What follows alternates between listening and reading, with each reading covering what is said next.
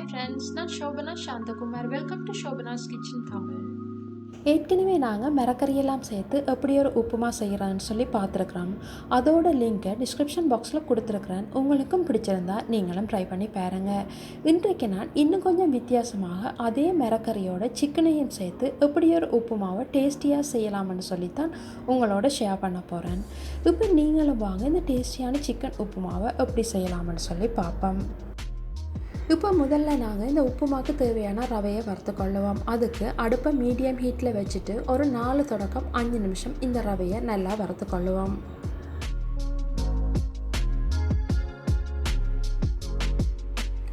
இப்போ பாருங்கள், நாங்கள் இந்த ரவையெல்லாம் நல்லா வறுத்தெடுத்துட்டோம். இப்போ இந்த ரவை ஆறுற டைமில் நாங்கள் இந்த உப்புமாவுக்கு தேவையான சிக்கனை பொரிச்சு கொள்ளுவோம்.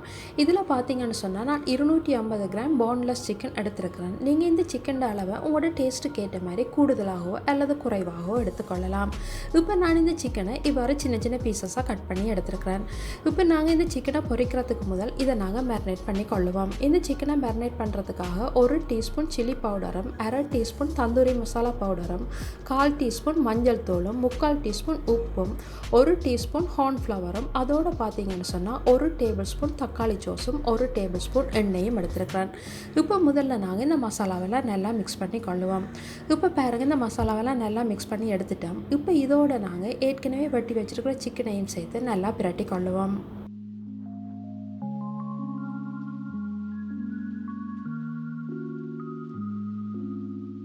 இப்போ பாருங்கள், இந்த மசாலாவோட இந்த சிக்கனெல்லாம் நல்லா பிரட்டி எடுத்துட்டேன். இப்போ இந்த சிக்கனை குறைஞ்சது 1 மணித்தியாலம் ஃப்ரிட்ஜில் வச்செடுப்போம். இப்போ இதோட பார்த்தீங்கன்னு சொன்னால் நான் இந்த உப்புமா செய்கிறதுக்காக கேரட்டும், க்ரீன் பீஸும், லீட்ஸும், அதோட குடமிளகாயும் வெங்காயமும் எடுத்துருக்கிறேன். எல்லாத்துலேயும் 100 கிராம் எடுத்துருக்கிறேன். அதோடு பார்த்தீங்கன்னு சொன்னால் நாங்கள் ஏற்கனவே வறுத்து வச்ச ரவையிலேருந்து இந்த கப்பால் 2 கப் ரவை எடுத்துருக்கிறேன். இது கிட்டத்தட்ட 250 கிராம் ரவை வருது. நீங்கள் இந்த மரக்கறியெல்லாம் உங்களோட டேஸ்ட்டுக்கு ஏற்ற மாதிரி கூடுதலாகவோ அல்லது குறைவாகவோ எடுத்துக்கொள்ளலாம். இப்போ பாருங்கள், நாங்கள் ஏற்கனவே மேரினேட் பண்ணி வச்சுருக்கிற சிக்கனும் இந்த மசாலாவோடு சேர்ந்து நல்லா ஊறி வந்திருக்குது. இப்போ நாங்கள் இந்த சிக்கனை பொரிச்சு கொள்ளுவோம். அதுக்கு முதல்ல ஒரு பேனை அடுப்பில் வச்சு அதில் தேவையான அளவு எண்ணெயை விட்டு நாங்கள் இந்த சிக்கனை பொரிச்சு கொள்ளுவோம்.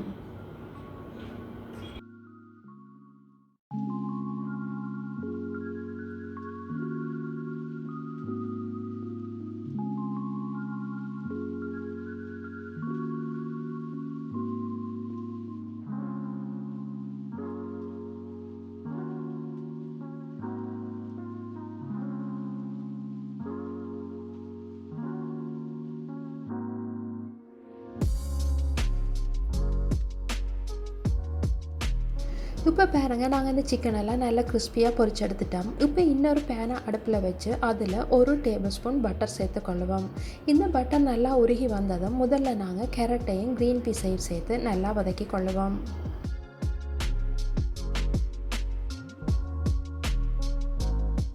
இப்போ பாருங்க, இந்த கேரட் க்ரீன் பீஸ் எல்லாம் நல்லா வதங்கி வந்திருக்குது. இப்போ இதோட நாங்கள் லீட்ஸையும் குடமிளகாயும் சேர்த்து தொடர்ந்து நல்லா வதக்கி கொள்ளுவோம். இப்போ பாருங்கள், இந்த கேரட், க்ரீன் பீஸ், குடமிளகா, லீட்ஸ் எல்லாம் நல்லா வதங்கி வந்திருக்குது. இப்போ இதை நாங்கள் இறக்கிட்டு இன்னும் ஒரு பேனை அடுப்பில் வச்சு அதில் 1/2 டேபிள் ஸ்பூன் பட்டர் சேர்த்துக்கொள்ளுங்க. இந்த பட்டர் நல்லா உருகி வந்ததும் அதோடு நாங்கள் ஏற்கனவே வெட்டி வச்சுருக்கிற வெங்காயத்தையும் சேர்த்து நல்லா வதக்கி கொள்ளுவோம்.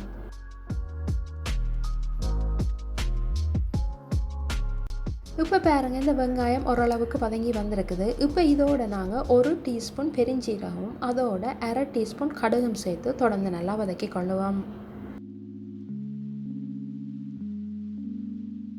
இப்போ இதோட நாங்கள் 1/4 டீஸ்பூன் மஞ்சள் தூளும் சேர்த்து கொள்ளுவோம்.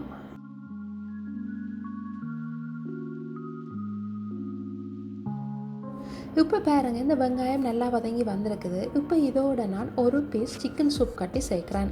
உங்களுக்கு விருப்பம்னு சொன்னால் நீங்கள் இந்த சிக்கன் சூப் சேர்க்கலாம், இல்லை நீங்கள் சேர்க்காமலும் செய்து கொள்ளலாம். இப்போ இதோட நான் 3 கப் தண்ணி சேர்த்துக்கொள்கிறேன். நீங்கள் எந்த கப்பால் ரவை எடுத்தீங்களோ அதே கப்பால் தண்ணியையும் எடுத்துக்கொள்ளுங்க. அதாவது 1 கப் ரவைக்கு 1.5 கப் தண்ணி எடுத்தீங்கன்னு சொன்னால் சரியாக இருக்கும். இதில் பார்த்தீங்கன்னு சொன்னால் நாங்கள் 2 கப் ரவை எடுத்துனாங்க, அதால் 3 கப் தண்ணி சேர்த்துருக்கிறேன். இப்போ இதோட தேவையான அளவு உப்பையும் சேர்த்து கொள்ளுவோம். இப்போ பாருங்கள், இந்த தண்ணி நல்லா கொதித்து வந்துட்டுது. இப்போ இதோடு நாங்கள் ஏற்கனவே எடுத்து வச்சுருக்கிற ரவையையும் சேர்த்துக்கொள்ளுவோம்.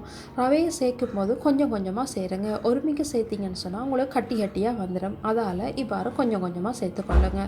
அப்போ தான் எங்களுக்கு உப்புமா நல்லா உதிரி உதிரியாக வரும்.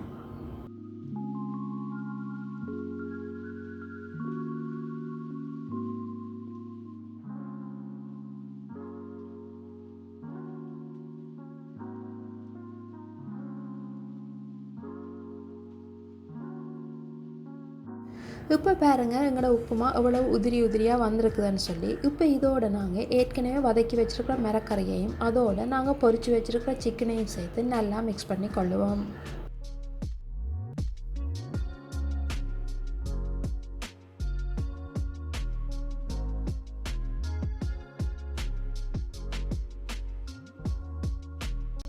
இப்போ பாருங்கள், இந்த ரவையோட மிரக்கரை சிக்கன் எல்லாம் சேர்ந்து நல்லா உதிரி உதிரியாகவும் அதோட நல்ல டேஸ்ட்டாகவும் நல்ல வாசமாகவும் வந்திருக்குது. எப்போவுமே நீங்கள் உப்புமாக்க ரவையை வறுக்கும் போது சரியான பதத்தில் வறுத்தெடுத்து கொள்ளுங்க. அதோட தண்ணியையும் சரியான அளவில் சேர்த்து கொள்ளுங்க. அப்படி செய்தீங்கன்னு சொன்னால் உங்களுக்கும் இதே மாதிரி நல்ல உதிரி உதிரியாக உப்புமா கிடைக்கும். இப்போ பாருங்கள், எங்களோட டேஸ்டியான உப்புமா ரெடி ஆகிட்டுது. இப்போ இதை நாங்கள் இறக்கி கொள்ளுவோம். இப்போ பாருங்கள், எங்களோட சிக்கன் உப்புமா அவ்வளோ அருமையாக வந்திருக்குதுன்னு சொல்லி. இந்த உப்புமாவில் நாங்கள் மிரக்கறி மட்டும் இல்லாமல் சிக்கனும் சேர்த்து செய்ததால் இதுக்கு சைட் டிஷ்ஷு எதுவுமே தேவைப்படாது. இப்படியே சாப்பிடலாம். இந்த உப்புமாவை நீங்கள் பிரேக்ஃபாஸ்ட்டாகவோ அல்லது ஸ்கூலுக்கோ வேலைக்கோ போகிறவங்களுக்கு ஒரு டிஃபன் பாக்ஸில் போட்டு கொடுத்தீங்கன்னு சொன்னால் அவங்களுக்கு அன்றைய நாள் முழுவதும் நல்ல புத்துணர்ச்சியாகவும் அதே நேரத்தில் நல்ல ஆரோக்கியமாகவும் இருக்கும். அதோடு பார்த்தீங்கன்னு சொன்னால் உப்புமா பிடிக்காதவங்களுக்கு கூட இப்படி ஒரு உப்புமாவை செய்து கொடுத்து பாருங்கள். அதுக்கு பிறகு உங்களை ஒவ்வொரு நாளும் செய்ய சொல்லுவாங்க.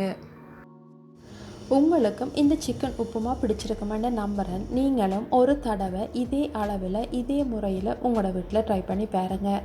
ட்ரை பண்ணி பார்த்துட்டு எப்படி இருந்துச்சுன்னு சொல்லி மறக்காமல் உங்களோட கருத்துக்களை என்னோட பகிர்ந்து கொள்ளுங்கள். இன்னும் ஒரு வீடியோவில் இன்னும் ஒரு இன்ட்ரெஸ்டான ரெசிபியோடு மீண்டும் சந்திப்போம்.